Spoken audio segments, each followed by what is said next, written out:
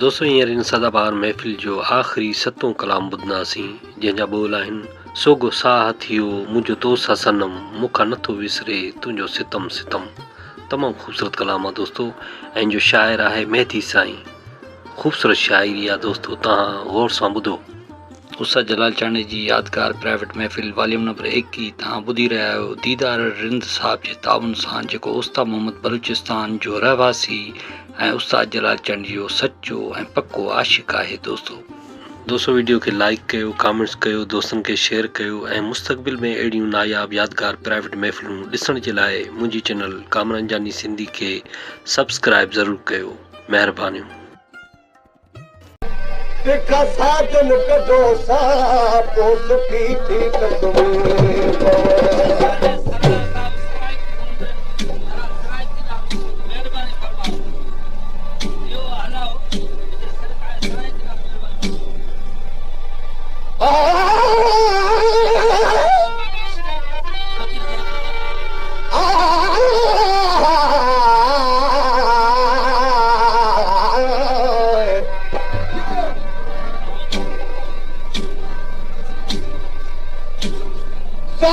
दुनिया जो हिकिड़ो जी सादे मुझे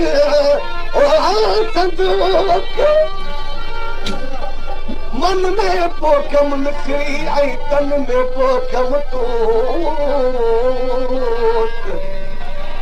अरे अची खाओ मलूक मतलब सारी रही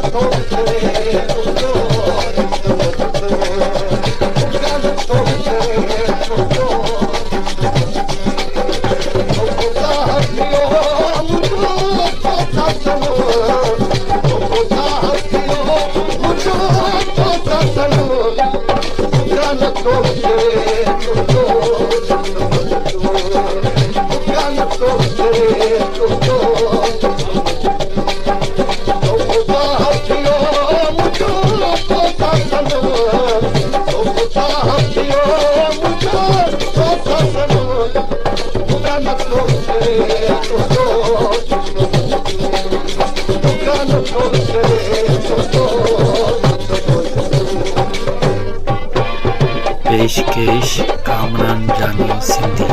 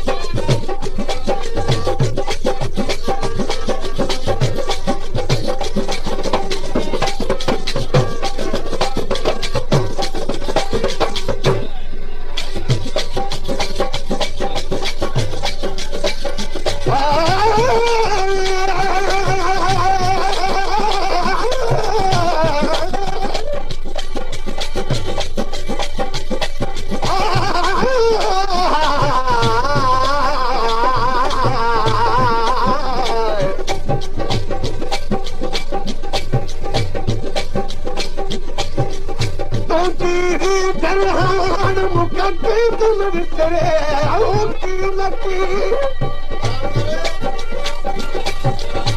रातों दिया रूह दिया तोरे तारो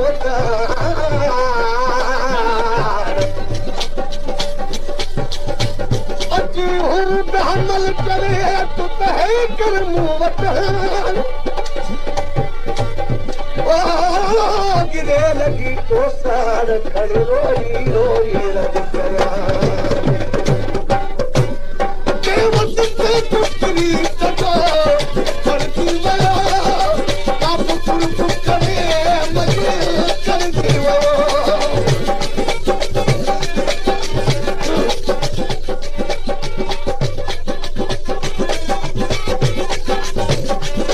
देवत से पुत्री सको